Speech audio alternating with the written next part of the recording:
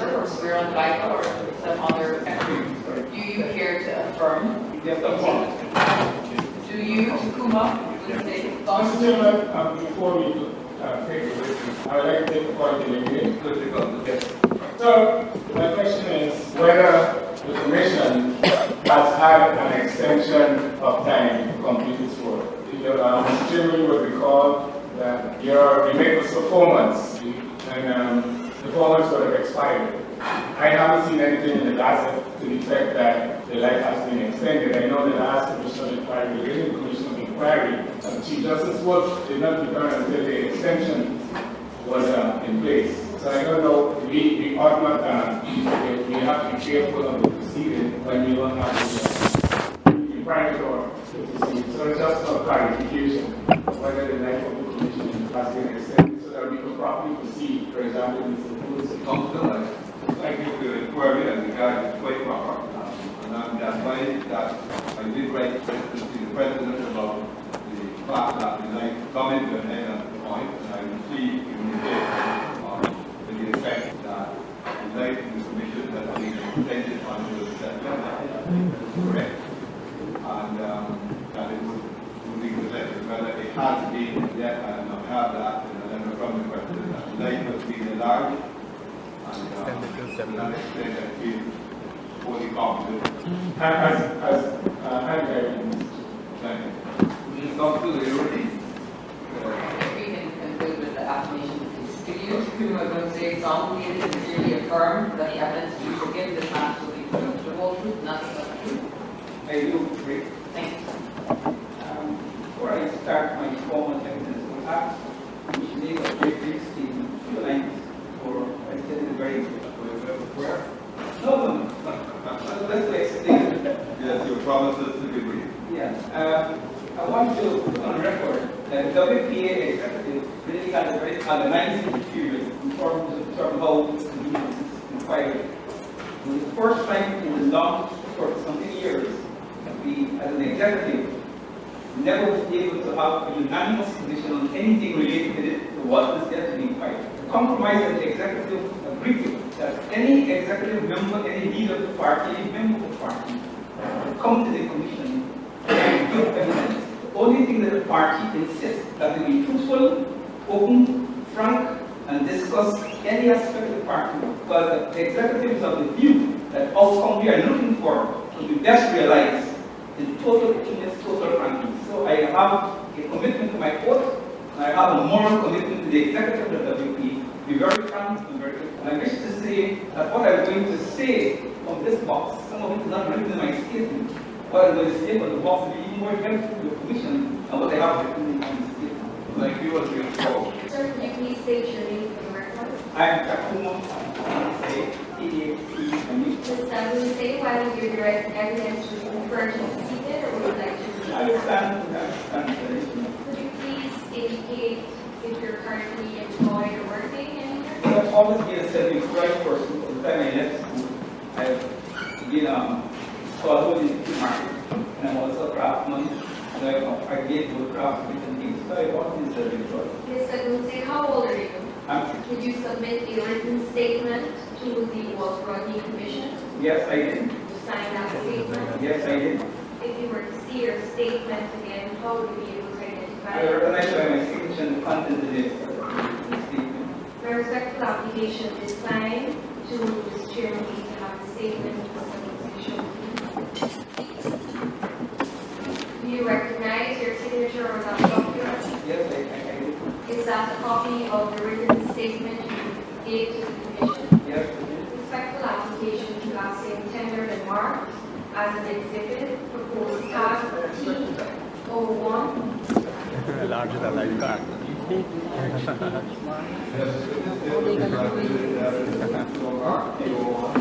Now, Mr. Gunse, could you please at this time indicate what is your connection with the Working People's Alliance?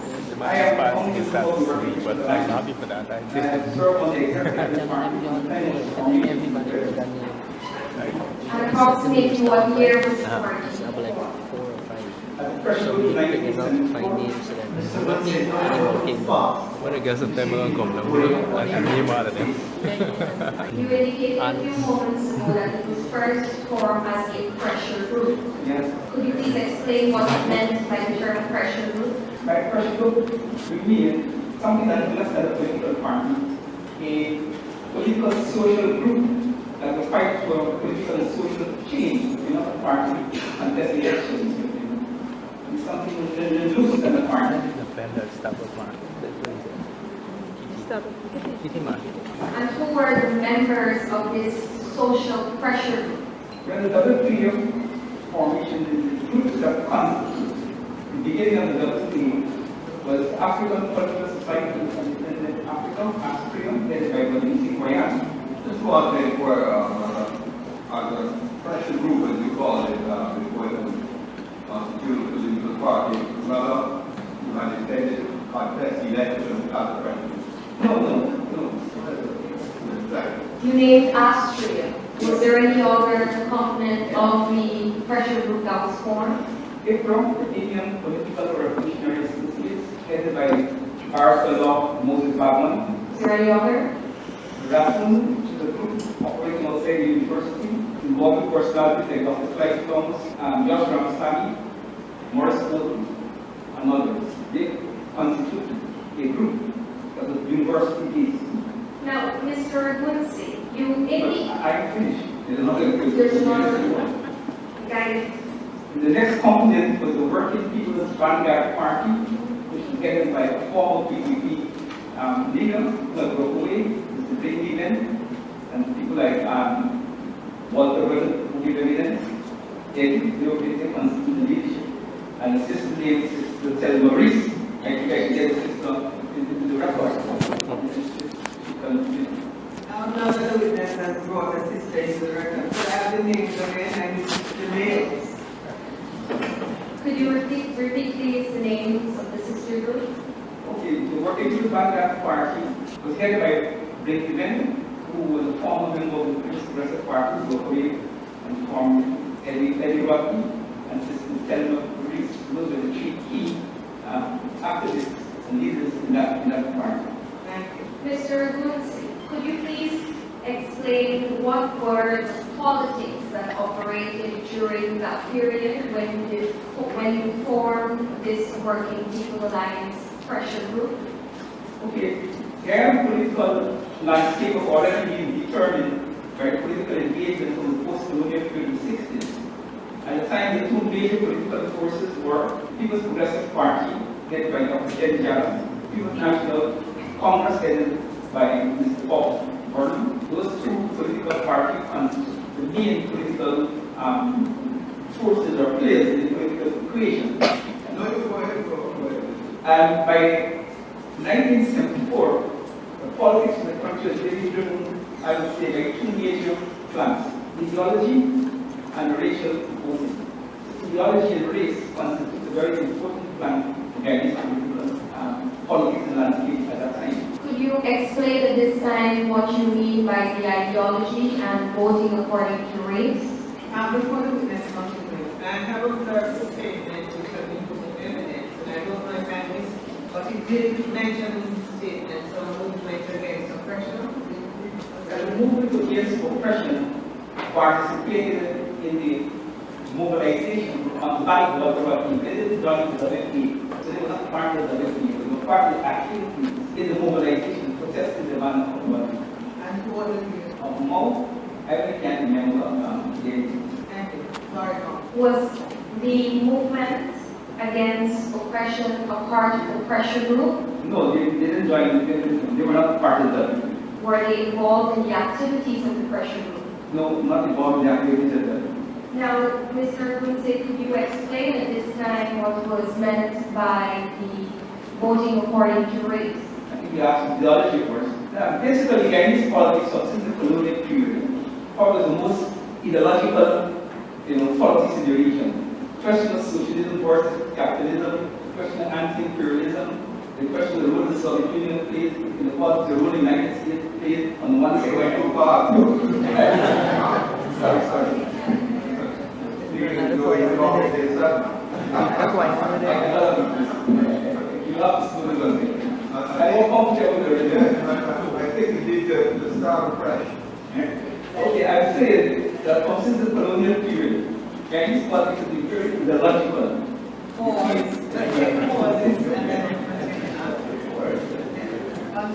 The question of the role of the Soviet Union, because the key people were aligned with the Soviet Union, were very worried.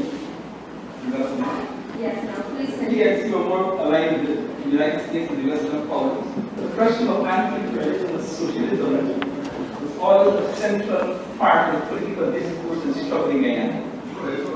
And both the United States and the Soviet Union have played roles in Guyana's politics through the various parties that is.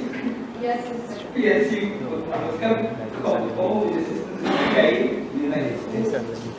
In the context of the Cold War politics, Dr. Java, the key people were locked out. And what year was this? The process started in the 60s. So the independence struggle. So even the economic discourse in the country was influenced by that political reality, whether we go capitalist part or non-capitalist part. But under the rule of That was the role of the working people, and again, the role of the classes, the political venue, all of these were critical parts in the logical debate. I'm surprised that you haven't mentioned the role of the racial divide. I have with ideology first. Let me turn out to race. Yes. Now, race has always been a historical reality in Guyana. From the time the colonialists planned Africans and Indians in this environment, planned. A good indication, Mr. Gonzi, would be to look at the pens of the members' chair. Yes, I'm saying that it's a historical problem. From the time they planned Africans and Indians here, it was in the competition, and that competition has influenced our politics up to this day. So by 1950s, when the national movement, the United PPP, the National United Movement Fighting for Independence, the United States played a role in engineering between Burma and Japan. These also had other internal factors, but it was a split. And the unity that was built in the 52 period eventually was fractured with Africans in the main moving towards the PNC and the PNP.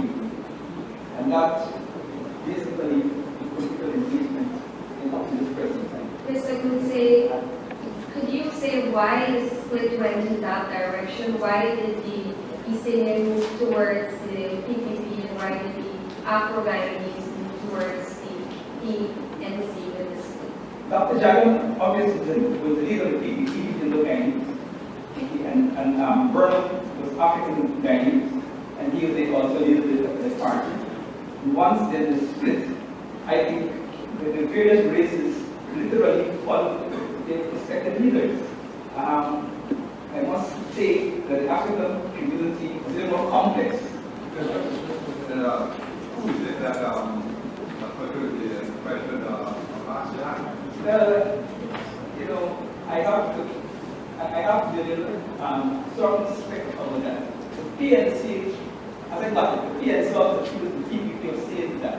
But I think the historical evidence is that the visiting Indian pundits, okay, he visited the country, and he who made the statement, and the statement originated from the PPP. So what does it mean? So race for race. The race for race. Like, According to the interpretation, vote rate. No. Vote for your own. yes. Vote for your own. I'm sorry, I don't went to this. I think the parties, when you say our parties, I can't. And I'm sure, no, it seems from your posture that you don't remember the name or the occasion. Right? The pity is not, but I am here. Now, Mr. Gonzi, in paragraph 5 of your statement on page 1, you refer to a response to this unhealthy political situation. Could you have a look at your statement? Do you recall? I remember. You remember. Yes. Could you now explain what was the response to the unhealthy situation you spoke of? Unhealthy situation. By that time, it was clear to any serious guidance that the country was really in problems, that the racial politics was undermining the development of the country and unity of the country. And we felt that they would need to address it. I will have to probably go a bit beyond the terms. By 1973, there was great alienation from the PNC by African community. And in the 73 elections, were engaged in the biggest demonstration of the electoral fraud. We, in Askria initially, in the early 60s, we helped Gordon to come to power. It is on Askria back, Guyana's back, and all back, that we mobilized the African community because Gordon was very popular in the city. We had problems with African people in the rural areas. We probably had little problems with this, probably the sophisticated language, to probably understand, and we had problems here. And the early elections, they lost lots of involvement here in Askria and Guyana. We had to mobilize the African community. So by 1960, 8 elections, 64 and 68 elections, we were able to have the votes between the PNC and the PPP, narrow. So Askria was an alliance with the PNC. Before you go on, so are you saying that Askria had the same aims and objectives as the CIA at that time? Right? You said the CIA created the split. Yes, in the 50s. Okay. No, the 60s. I see. Mr. Goodsey, as I understand it, the aims and objectives of Askria were very different. Did Mr. Burnham in those days display a black consciousness and awareness that is attracted to you? Well, let me see you. To me, yeah. Burnham was an African leader. Nobody would deny that Burnham was an African leader. He did have some concern of African interest. I don't think he would take that away from Burnham. That would never equal us. We always respect Burnham as an African leader and quote an African leader. But let me start from here. Yeah. So as we were allies with them, we gave him power. And by 1970, African people were complaining to Askria about the conduct of some PNC leaders and corruption that was surfacing in the party and government. One of the most painful ones was that there was a practice of sexual exploitation of women who applied for jobs, sex for jobs. And Askria, a cultural organization, we could not ignore women complaining this issue. And we asked the Guyana to think to Burnham on this matter of corruption. When we spoke to Burnham, and Burnham announced to the nation that he's setting up the office of the Ombudsman to deal with corruption. Anybody who have evidence of corruption would report it to the Ombudsman immediately. And was Askria satisfied with that decision? Yeah, we were satisfied up to that point. We held off for a while. That was around 1970s, 1971. In fact, I believe it's in the Constitution where that office of ombudsman was created and established Constitution, and I've seen it in, I believe, the 73 Constitution or some later Constitution. So Askria is like a test Burnham good feet. And we took 2 government ministers to the Ombudsman. Mr. Hamilton Green to the African Guyanese, and we felt as an African organization, we had evidence about the Indian minister named David Singh. And we felt that we couldn't just take Hamilton Green, we had to take both of them. And we took both of them to the Ombudsman. And that began the war between Askria and the PNC. We began to dismiss Askrians, but at that time, Askrians, it almost, you'll find that members of the PNC were also members of Askria. Burnham made it very clear you have to choose. You either be the me or you be Guyana. And the reign of terror, looked like it was unleashed on Askria members. And that was the beginning of the fracture between Askria and the PNC. And we had the fracture between the African political. Council, I just need to get the chronology. You're saying this is after the 73 election. This was after the 1973 election. So we couldn't do almost before. Yes, but you supported the PNC in the 1973 election. No. By 1973, we already, because the CNC is more or less. I believe the evidence was that basically helped him come to power in the 1960s. In the 60s. In the 60s, that's why I need to get the chronology, because I got some hunches. Thank you. Mr. Chairman, I know it's a very good and nice history lesson. I don't know why, but I would say things should write on that period. But it's there outside about it. I'm not sure how its testimony is going to help us to solve about that whatever we died. And we got to be careful that, we don't use this forum to run on these excursions. We have 4 terms of reference, 5, and the discourse in 6 things, for example, they don't believe that it was in the 50s. I don't know how that will help you and help us in the charge of finding what causes explosion in terms of Rodney who was responsible for it. So, Mr. Obunsi could call a seminar somewhere and use this. We need to get down to business in respect of the We'll take a lot of this topic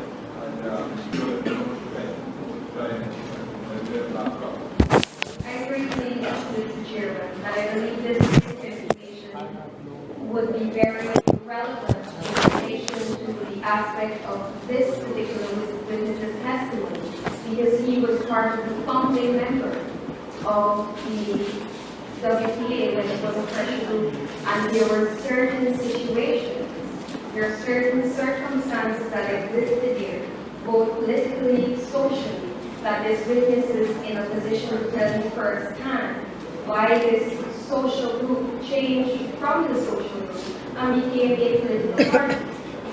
And I believe this bit of information is very relevant given the standpoint that this witness is coming from. And I believe it would come in line with terms for one of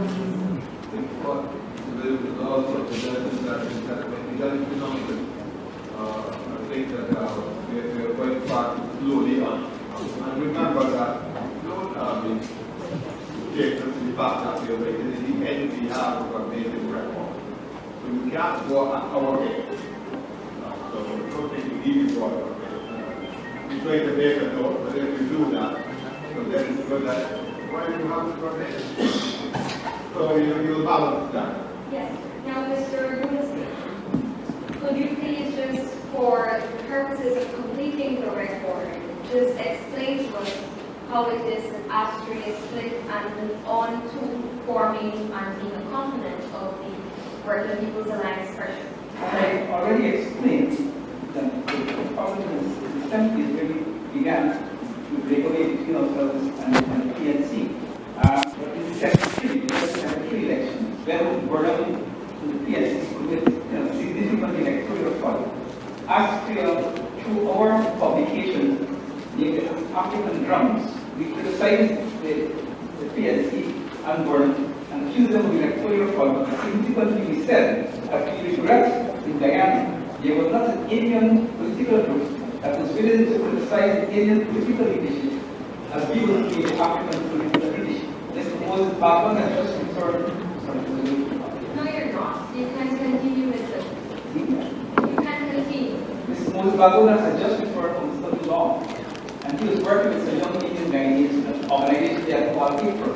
And when he saw our statement, he had contact with Guyana and Austria, and the working relationship between Austria and April developed.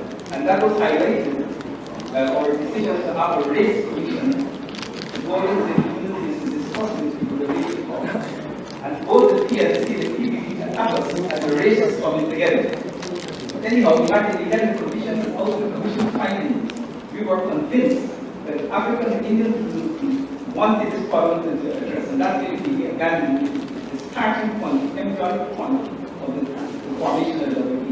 And because it coincided with the Rodney mobilization, it was Austria, was the nucleus. Join and Now, Mr. Abunzi, you indicated in your statement, again in paragraph 5, that the alliance will address itself to the contradictions between Indian and African sections of the population and to the historical exclusion of the Amerindians from the political process? I'll probably start with the water because the dynamic is very established. In our view, this country belongs to Americans. In our view, if you take any historical look, the Americans were first settlers in the land. So the historical process have driven them into the background of national development and their numbers. In the context of the electoral politics based upon numbers, the Americans will never have justice in Guyana if we stick to politics and numbers. And we, as WPA, felt that the important part of WPA mobilization was to address that historical wrong with Americans and to build a movement and to create a political atmosphere where Amerindians will have equal rights like African Indians, not based upon numbers, but based upon constitutional renovation. So we felt that we have to have an idea. African Indians are already well represented in their respective parties. Mr. Gunse, you spoke about the ideology and the ethnic divide that existed at the time. Could you now just indicate whether Rodney was present in Guyana at the time when the WP was formed as a pressure group? No, Rodney was not present. What year did Rodney return to Guyana? And he came back in 1975, 1977. And how was it that the pressure group, the WPA, became associated with Rodney? Walter applied for a position to get into the department of the University of Guyana. Continue, Mr. The academic board, I think, had agreed with this point. But the Guyana government was instrumental in getting them to rescind the appointment. When the situation was brought to our attention as freedom, but the Guyana was the African leadership met and decided we have to do something to mobilize in defense of Walter and to condemn the high-handedness of the Gordon regime. And what, if anything, was decided that needed to be done to address this? Okay, as Trio decided, Walter was a very important political person, and we should use his issue to bring about a political situation in which people would participate regardless of race, class, or party loyalties. So we invited the People's Progressive Party. Of course, we invited our ally, ICROP. We invited Working Bank Party. We have a few from Ratman. There are no more individuals. And we decided to have public meetings to highlight, draw the attention of the country. What Gordon did. The first meeting we had was at Durban in the week. Mr. Guzzi, and what, if anything, occurred at that meeting? That meeting was like thousands of persons. The important part of that site of that meeting, it was the first time that both Payano and Dr. Jagan was appearing on the same political platform for many, many years. So that in itself was a very significant development. I think the PNC wasn't sure how to deal with it. I think they thought that people would not attend the meetings. To their surprise, thousands of African and Indians people attend the meetings. And they tried to disturb the meetings. When you say thousands, approximately, how many? That was 5,000. It was one of the biggest meetings, for a long time. 5,000 we got in the big meeting. Now meeting is about 15,000. Really new 20,000. Well, the Guyanese thought that at that time, that Prior to then, mass meeting would attract how many people? but I don't know, the government was the Guyanese, it's not really used it. I think public meetings are not the normal meetings. I think we have rallies, the parties put more resources into mobilizing more people all throughout the country, bring them once again. So, I know that. Public meetings such as this one would have previously attracted about how many? I think before that, you have 200 persons here at the except election times and high ones. What was people didn't have consciousness or they were intimidated, they didn't care what caused that sort of lack of enthusiasm? I think generally by that time the population gets tired of the politics. Taking a low and apart from the elections, they decide to address their lives. Don't give politicians and what has been decided. Yes. I just want to, at the risk of holding the commissioner, clarify something. You you said Austria had taken the decision to hold this meeting. So it means, therefore, am I correct, that even after the WPA, the alliance was formed, each of the contributing organizations maintained their own identity and structure, even though they were a part of this alliance? Yes. And But, each organization in the one leadership, the one structure in their country. did this continue until the 1980s?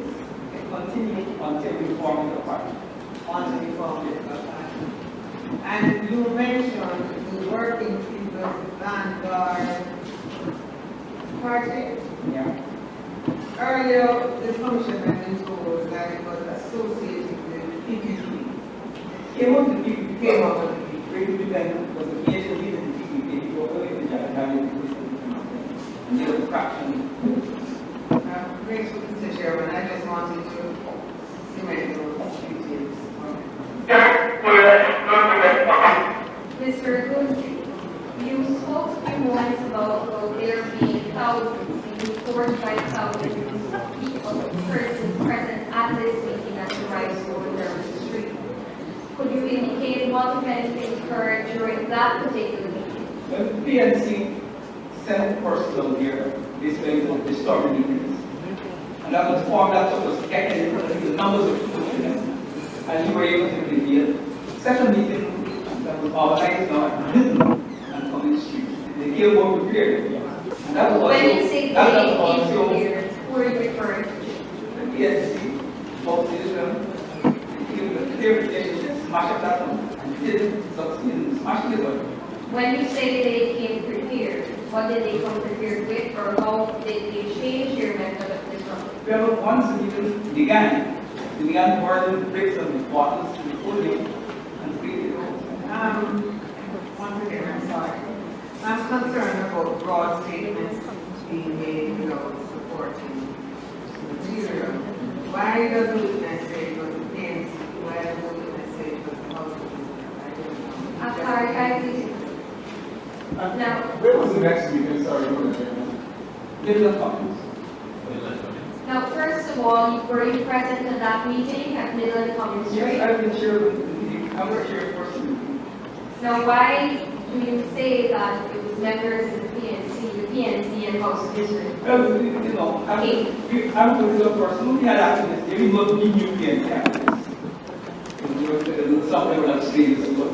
Do you identify any of them by name at this time?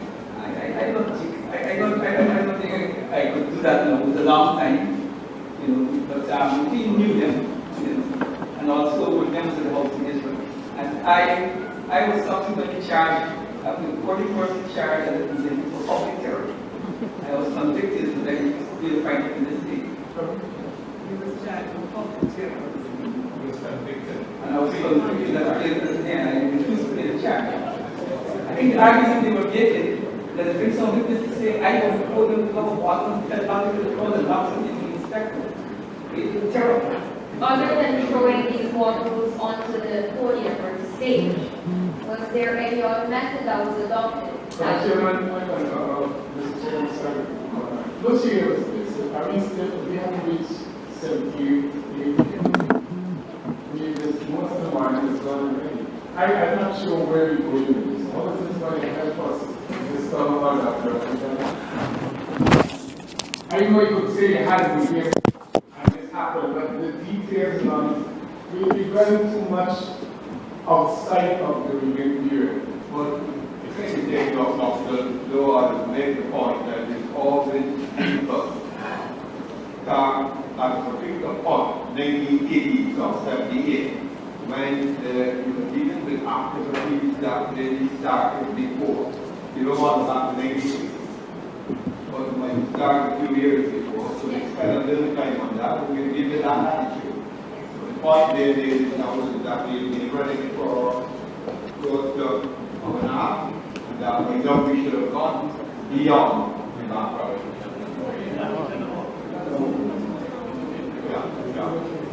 But the didn't level what came back. I think that is important to the narrative. Yes, sir. But let's get ahead. I think you're going a little slowly. Now, Mr. Winston, could you please indicate at this point exactly when did the WPA become a political party? Just give us the year. That was 1975. 1975. No, not 75, it was 1978. 1970. 78. When WPA became a political party. It became a political party, you're saying, in 1978. In 1979, I think this is statement, I just can't remember the exact thing. You don't think that's what it is there, but what's the place? Point you to paragraph 6 of page 2. Paragraph 6 of page 2.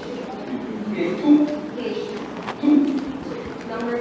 You mentioned July 27, I want to get us to read. I want to get us to read. Paragraph number 6. Yeah, that's it. Now, at that point in time when the WPA became a political party, who was recognized as its leader? WPA never had one leadership structure, they had collective leadership. Who were identified as being the constructive leaders? The executive, okay, acting collectively with the leadership form of the party, we try to break away from one-manism and cult of personality. So we never in our formation identify any leader as the leader. But in mobilization, we also emerge in the public space as the leader. But it was never the leader made by the WP. We would never want that becoming the leader, it was the great leader. And it was against our whole political philosophy. With that being said, who were the collective leaders? The executive. And who were the members here? The majority was all the members. Okay, I'm trying to, you have Lucy Quayan, not myself, you have Moses Bako, Abukai Thomas, Morris Wood. At some point, we have Andaye, and the court of Rhino, because Andaye with Rhino won. They joined as individuals after the team formed. So you had groups when you had a category of individuals who came, including Walter, Rhino, Andaye. Now, could you just indicate what was the sole purpose or the agenda for the WPA in 1979 as a political party? Okay, the WPA became a political party. Let me answer it. The WPA said when we became a political party, purpose was to give ourselves political legitimacy as a legitimate political force, contesting other political parties or power in the political service. Did the aim of the purpose of the WPA as a political party change after 1979? After 1979? No. After 1979, it changed eventually in the 80s, but not immediately after 1979. When it changed in the 80s, what did it change to? It changed to the more electoral party that afterwards is dead and so on. But I think there are a lot of things we should discuss very clearly. Now, prior to the death of Walter Rodney, was it ever the WPA's aim or purpose to overthrow the government of the day? Yes, but I have to say, I think the government is still related to the operation. Now, what led you to now go in stages and as clearly as possible, just indicate to us what led up to that being the position of the WPA? I have to faster. After the Office of General Secretary and the Ministry of National Development worked on, the very next day, Warren points his finger in the direction of WPA on Walter Rodney, Rupert Murray, Kumawati, and other comrades were arrested. Next to Walter Rodney, Rupert Kumawati charged. I know we're not going to Yes. you would suggest the date should be on this burning down. In paragraph 11 of your statement on page 3, you indicated in the early morning of the 11th of July 1978, that would be the correct date when the Ministry of National Development was burned down. And you're indicating that the morning after the fire, several members of the WPA were arrested. Could you name the members of the WPA who were arrested? The major ones that came to there is Rupert, the rest of Walter Rodney was arrested, Wale Kumawati was arrested, and there were some other persons arrested, again, on the date. Eventually, for the 3 months charge with water, we put in the mobile. Now, as being part of the collective executive of the WPA, I'm going to ask you a direct question. Was the WPA involved in the burning, to your knowledge, of the Ministry of National Development? No, the WPA was not. Now, do you recall the date? Well, I'm not asking you the specific date, but the day when Walter Rodney, Omowali, and Mr. Ryan were charged. Do you remember the events of that day? Not the charge, it appeared in court. It appeared in court on Saturday morning. Correct. Mr. Woodsie, we have had some evidence about burning of the General Secretary's office of the Ministry of National Development. Was it arson being a deliberately set fire, or was it accidental? And whatever your answer is, was there any sort of scientific testing to tell us whether or not it was arson or some accidental fire? I think on the evidence of what we were told publicly to the party arson, and there was 3 theories. Well, one accusation, 2 theories, which was around. I was interested in them. In a few words, can you tell us a few words? Okay, you had an official accusation by the government and burden that the WPA was being taken burden case. And you had how elements of the PNC were saying it was happening real, who organized the burden of the FRB and the WPA to fight each other. This room. The next rumor was that it neither anybody in the WPA was somebody outside the WPA and outside the PNC that did it. So there was, you know, the official accusation and the 2 rumors. I didn't understand why what you mentioned about agreement and property in that form. According to the theory. According to the rumor, that Green had an interest, vested interest in seeing Walter and foreign fight, or a WPA fight, see what the worsening relationships. That was the rumor. I don't know if it's true, but that was the rumor. No, but the statement in paragraph 11, it said was done by the last line of page 3 by an armed group pretending to be GDF soldiers. That was in the public domain. That is what the state said in the newspapers. So I just repeated, what was said. And when you say the statement, what do you mean? Media controlled by the state? Yes, the state media. So these persons were seen wearing military uniform. Yes, I think the guard probably was evicted from the place. Probably gave testimony to who did it. And as far as you know, was there a prohibition from importing military uniform by non-military personnel at the time? You know, in most of these countries, unless you belong to the military, you can't wear camouflage and stuff. Yeah, I think it's the same thing there. You really can't use military uniform like that. It's illegal to dress in military uniform. Okay, some bandits they have. Some bandits they have there. Yeah, some bandits we have access to. Thank you. But the point I want to make is that if Burnham did not point his hands to the WPA, there would be no civil rebellion at the time it occurred. If Burnham is political restrictions to say, okay, I leave them, but I walk away, I can ignore it, and he doesn't point his hands, there will be no, but once he points his hands, the master of the country rises and defends the WPA and Rodney, and denounces the regime. And we saw it as an ample political movement to make lives of things. We were stupid enough to use it to our advantage. In the same paragraph 11 of your statement, you said that these arrests ushered in a 3-month period of civil rebellion. Could you explain to us what was the form this civil rebellion actually took?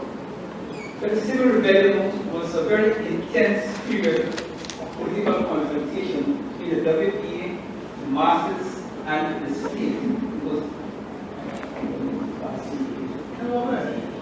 It was almost literally daily street activities for an intense period of 3 months, mainly in Georgetown and in lower parts of the East Coast.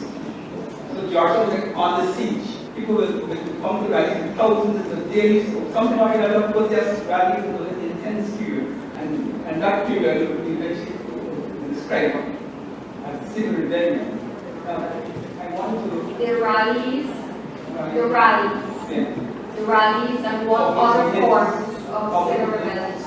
Marches, picketing, some instances were with permission, some were without permission because the police had a practice. People apply to 10 minutes one thing, the police office to grant the permission. And then when you go to the details, section to compensate your permission. And we do it now, so you didn't have to go on. So you will have that kind of confrontation constantly. Could you describe what, if any, response was taken by the state at the time in relation to these forms of civil rebellion? The PNC recognized that they were in a dangerous because PNC, when the PNC probably realized the mistake that they made, that wanted the answer that the situation had already gone out of their control.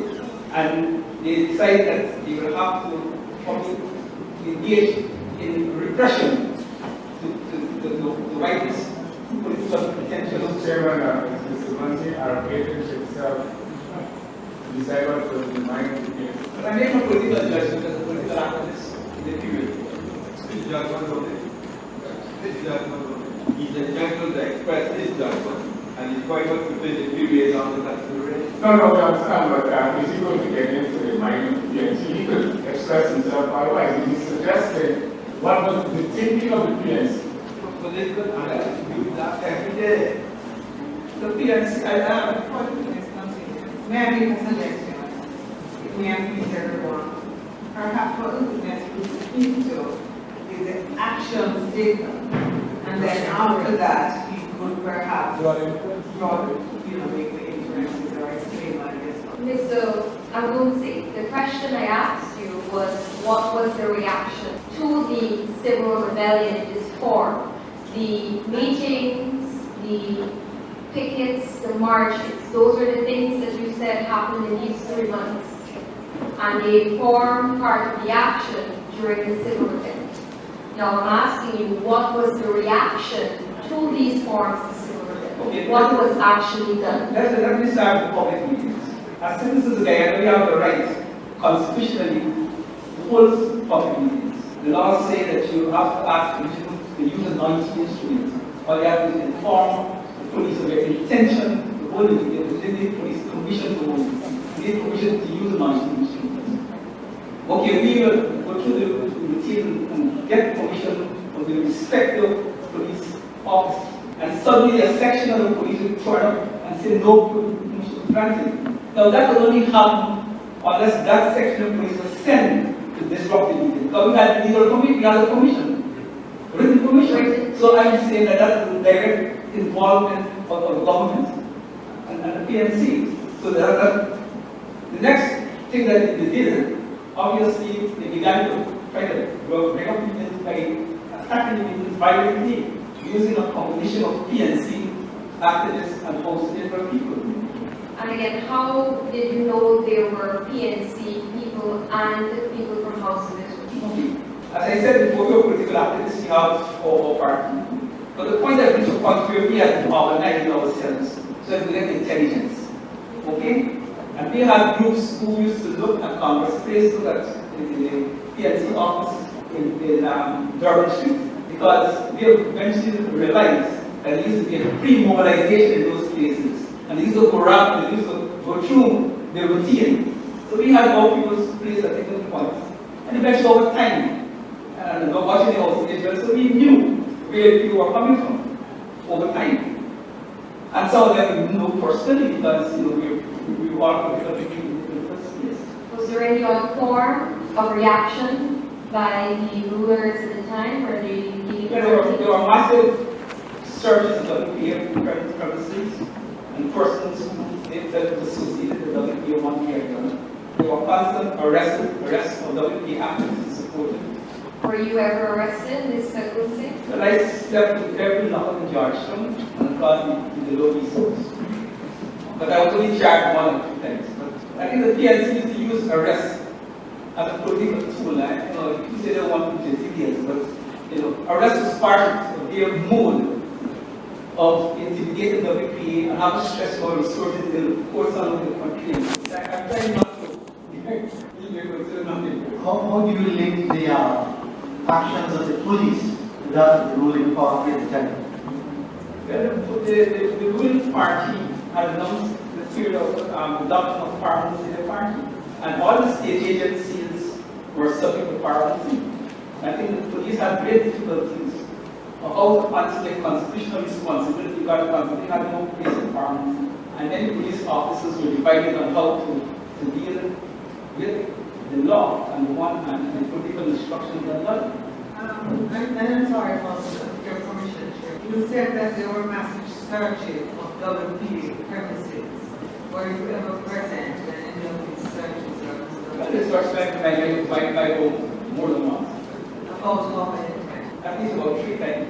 Were you ever charged or anyone on the premises charged arising of? I was never charged with anything in connection with between 1979 or 75 and 1980. But I was subsequently charged in 1982. So I don't really want to I was at going up to 1980. And secondly, in relation to the various arrests that you were subjected to, do you have any idea, would you be able to tell us, say 79 to 80, how many times you were taken into police custody? I know it's a long time. As much as 20 times. As much as 20. I think we were expecting to do it. And on these you were arrested for several things. Shared the agreement in some part of the country. You arrested, you legally carried out the announcement to the public opinions. They will, drive up, create a story of arresting. On average, how long were you kept in there? And normally, we were released very soon if it's legal intervention. And I think they tried to avoid keeping us longer than this forward period. So most times, we were released within that period, and as a result of interventions and course. Right, you were telling us though, the different occasions or the different activities that you see would have occasioned these arrests.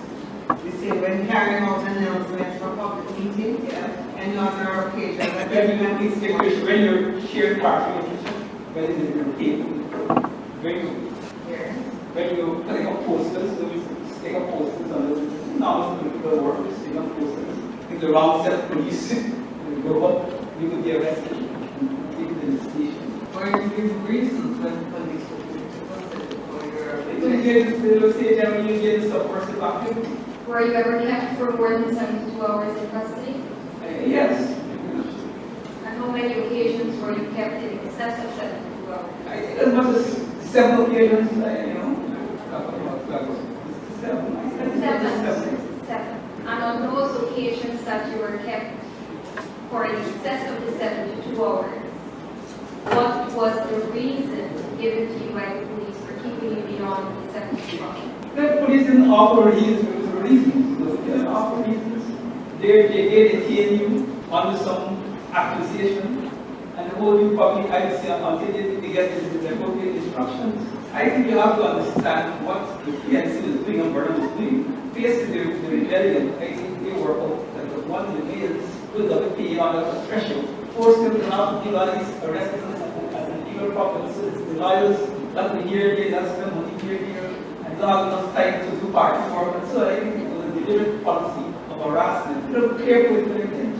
Are you saying that these acts, I have number 4, which you have identified, or yes, related withdrawal of permission to hold meetings, valid attacks on meetings, searches of WPA premises, arrest of WPA members carrying out political activities? Are you saying that these only started after the arson accusation and trial? Yes, it did. Or They they were times before, but they really accelerated in that period. And this was in 79. Yes, And the elections were due when? 1988, something like that. And then I think we had a round of post-election. On these many occasions when you were held in trial, you do want to change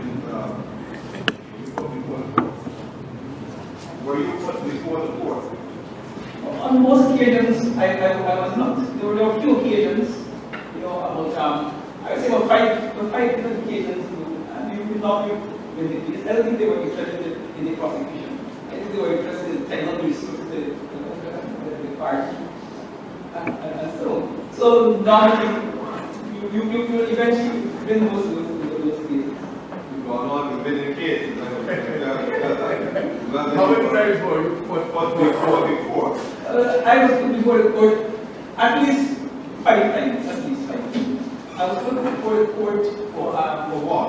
For the first, I was put before the court for the innocent. The street bills that caused public terror. I remember we were doing some activities of the East Coast Sharing Table, and I was charged with some subversive literature. They considered the as a subversive literature, and we were charged. I remember over the river, we had to go to court for months. Over the was answering another charge, something like that. At least about 5 different things. Not only me, but not only every person. So we were Okay. What happened to those charges before the court? Well, except the one that was convicted, I think we won all the part I remember. So the magistrates, judges are telling the prosecutor, those who brought the charges, anything, why are you bringing people before these baseless charges? No, I think the attitude of most judicial persons, because they understand the political context, they go to the motion, you present the case, I'm not convinced, and it will go. So they don't have to go on record as. I'm trying to get at is to see whether even the judicial officers were fall victims to power. Some of them, but there were a few who were fighting back. But of course, sorry, 5 months traveling to court across the river eat into your time. Really eat into your time to conduct your political activity. Other than the forms of reaction listed by the state and you named the police force in particular and the House of District, was there any other form at this time you wish to mention that was used as a reaction to the civil rebellion? Then Burnham addressed the third biannual conference. His speech was given nationwide. In that speech, certain WPA people didn't like say they were bills. They just seemed to sharpen it. And so forth and so forth. I think that was important for the country. In the WPA approach to the problems in the country. And also fueling, what took place in the civil rebellion. And we interpret that as Burnham publicly announcing his intention to use physical liquidation of party leaders to achieve his political agenda. And he didn't take that lightly because it had crossed the line. When you say you didn't take it lightly, what do you mean? Remember, we take it as a serious political threat to the lives and the limb of WPA leaders and members. And did the WPA do anything as a result of feeling that this was a direct threat? Exactly discussed the matter, and the first time it was officially decided to have a subcommittee, the executive, constitute itself as the party security committee with a mandate to address the security defense of the party. And the 3 members in the executive. I think you should put the details of paragraph 13 too, so you can actually use the word you. Yes, sir. Why Burnham? In paragraph 13, you indicated that Burnham, in an address to his party's third biennial Congress in 1977, which was broadcast nationwide, threatened the WPA 79, sorry, I think it is 77. in 79. In 1979, which was broadcast nationwide, threatened the WPA and Rodney, declaring, "Let them make their wills," and "Our steel is sharper now." He also called the WPA the worst possible alternative. You mentioned that in your statement. Mr. Payano, before we go into this, sorry, Mr. Ogunzi, But you before know we say that because of the COI has given that evidence. thank you. go on, I wish to bring to your attention paragraph 12. You indicated that the repression was directed against WPA and two of its members, you called Ohini Payama and Edward Dublin. You recall putting that in your statement. But are we going to not deal with this small police We will. We will just deal with this, Yeah. the reaction and the actions directed towards Mr. Payama and Mr. Dublin. What exactly happened to these two individuals? We will deal with Mr. In the Ohini first. When Kwame was a party, a worker, he was in the Roxanne Morton Garden, surrounded by agents of the death squad, and he was shot and killed. And they claimed that he had his possession in the trunk of his car and some of high power explosives, and that he killed the car and attempted to fight on them. So they shot and killed him. Now, you spoke about the death squad. Who are you referring to when you say the death squad? That was one of the special units in Ghana police force. Which developed for quite appropriately name them the death squad because they have committed a number of extrajudicial killings, what we call the lumpy elements, or people deprived in depressed areas. A number, I don't want to make everybody ask getting for red association.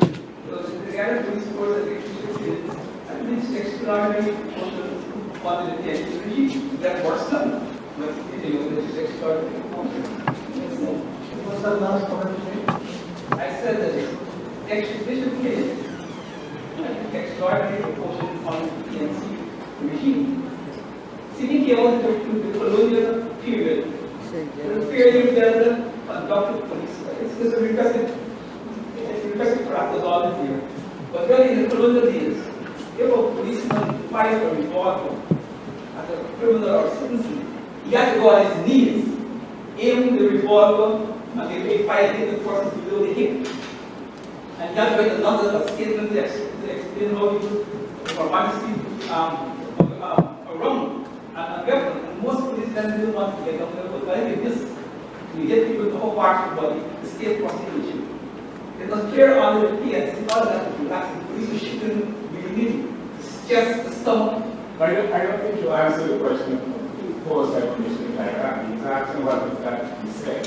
What was that? He said, and what you said was, if it's worse now.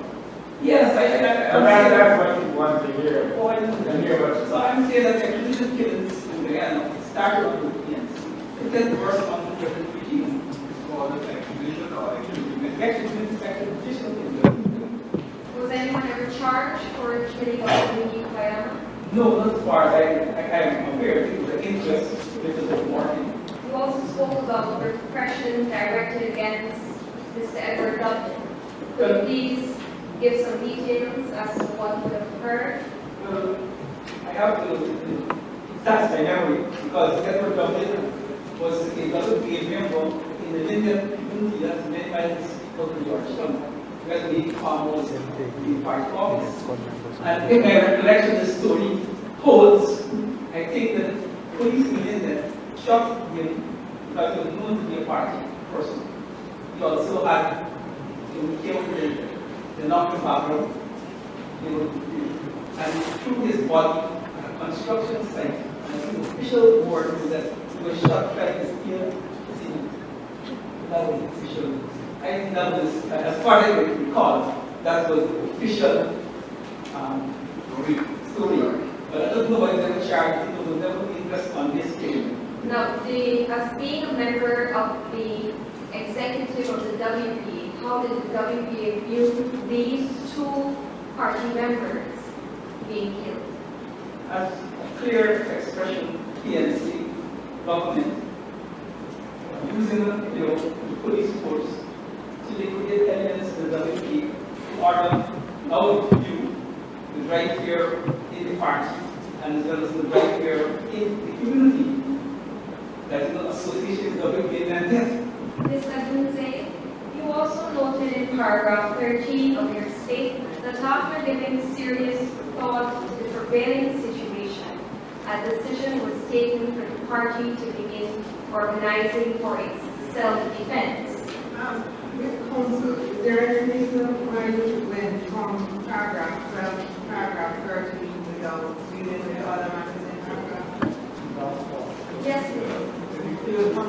Mr. Agusi, dealing with a decision was taken for the party to begin organizing for its self-defense. You indicated earlier that a security committee was formed. Was this part of the decision for self-defense? Yes, the mandate of the security of that committee was to take necessary steps to build up potential defense in the party. And I don't know, I think that these are very diffusive of my evidence.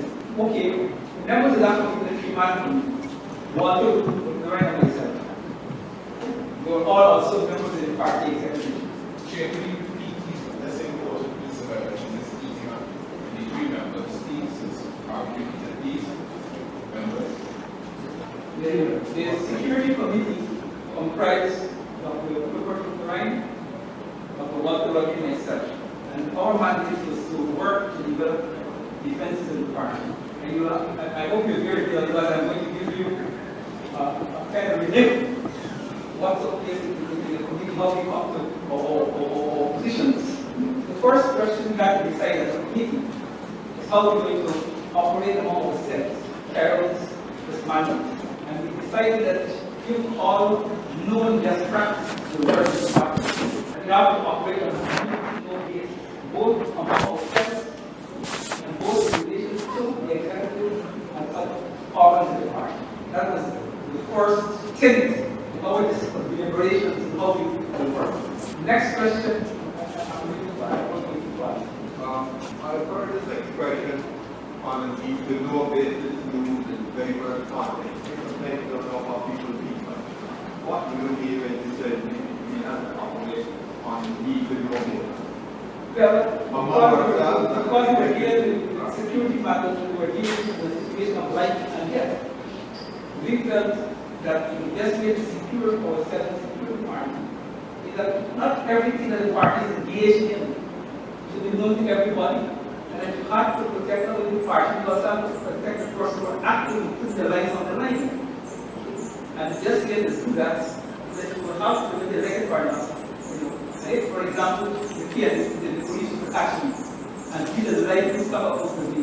If I scream, I was only able to compromise the party of the point. If you feel the life of me like scream, everybody will not want to walk. So understand that in the tradition, because if you are being happy, you should scream. Okay, I'm saying that as practitioners, we knew it was very possible that the police could see anyone and carry through their interrogation. And they end up, under the past, in Israel, it has developed among the police officers.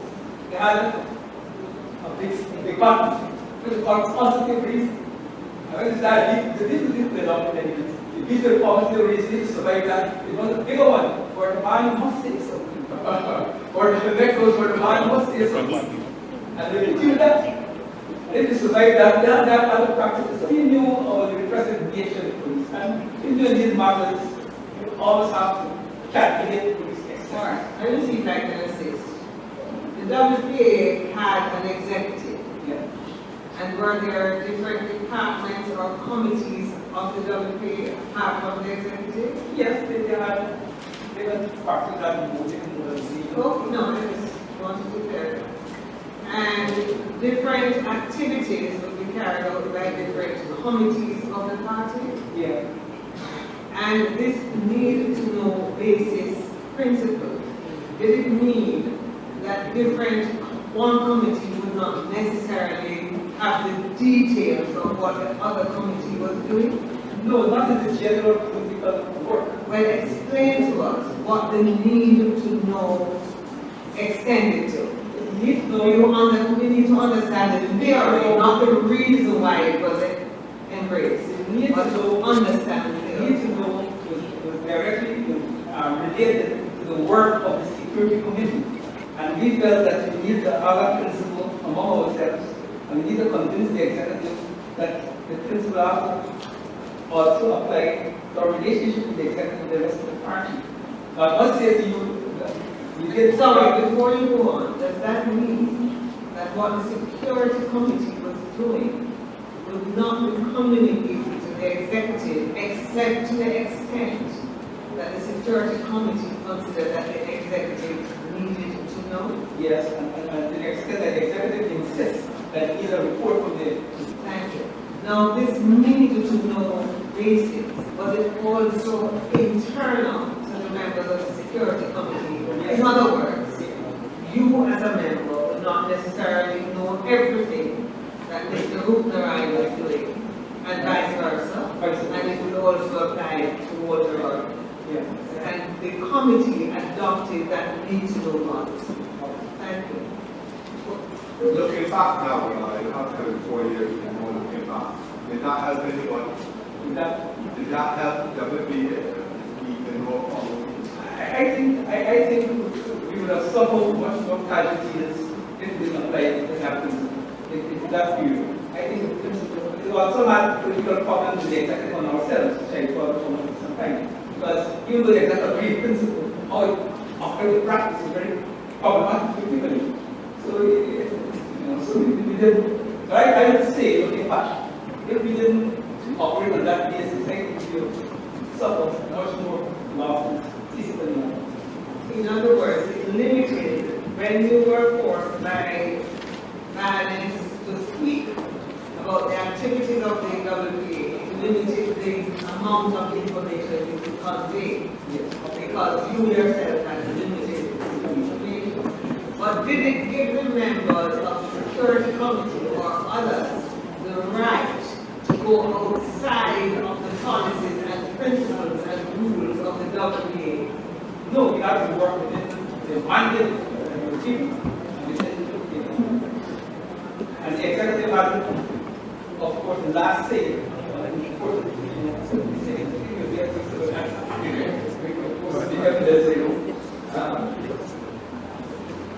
Okay,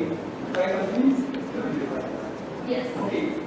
So having dealt with that, the next issue we have to address is a conceptual how we conceive security department. And we came to the position that there will be no military security department. And at no time the WPA will have the military capacity to protect itself militarily against what we come against. So there will be no military defense department that will go to doctrine. Before you move on, what exactly did the security committee see itself up against and being unable to compete militarily? The PNC state apparatus, all the repressive armed state is under the PNC. The private army, the private armies, the private, armies. Right, let's not rush it. The repressive arms of the state would be Police, Islam, the police, Guard Defense Force, Guard National Service, Guard People's Militia, Guard YSM has the military sections in the carry weapons, Guard of Israel, the possession of weapons. All of that, all of you like against us. All of you really could never believe that it could be a real military defense against that. So our doctrine was the defense department has to be a political defense rather than a military. And sorry to be interrupting as the president goes so on, but I'm trying to remember a word in my memory. You may have decided that you could not confront the regime directly, but there is another way of clandestine military operations. I'm trying to remember the name, where you do not have a direct military organization confronting, but you plan acts of sabotage.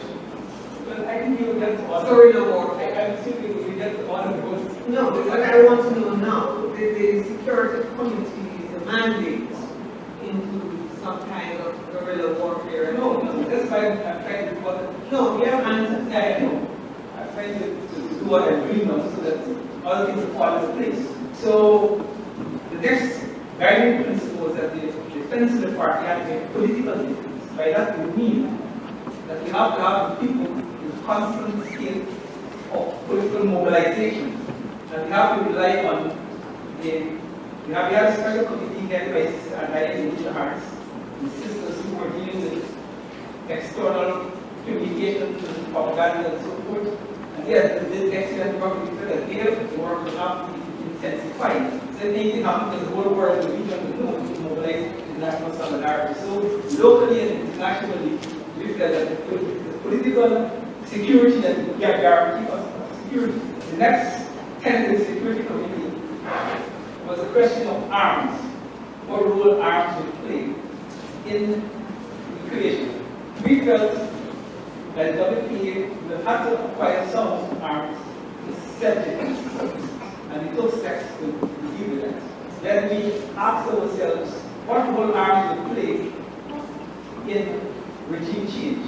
And we did like this. We start some hypotheticals. We start by saying, look, the WPA has no significant funds to buy a large quantity of arms in the arms market, and that no such contact. So we rule out any possibility of WPA acquiring large quantities of arms. No, we rule out. We also said that WPA is not supported by any state, so we couldn't get any large-scale arms from the state. So that again rule out the possibility of large-scale arms requirements. Are you going to do that? No. And then we say, okay, hypothetically, let us assume, by some fluke of imagination, we were to put our hands on a large quantity of arms. The question is how to get it into the you rule out the Atlantic and leave us to look at the example of border. When we look at the western border, Venezuelan border, it was very highly militarized because the border conflicts in Guyana and Suriname, and the Chile was very positioned along the border. You rule that even if you get arms, you can't pass through the border, and even if by chance you risk it in the border fight, you will get treason. You will say you're collaborating with Venezuelans, and you will lock us up very quickly. You give the border just from carrying this. So you rule out any possibility of thinking of bringing any arms to the Venezuelans, even if we had the ability to do it.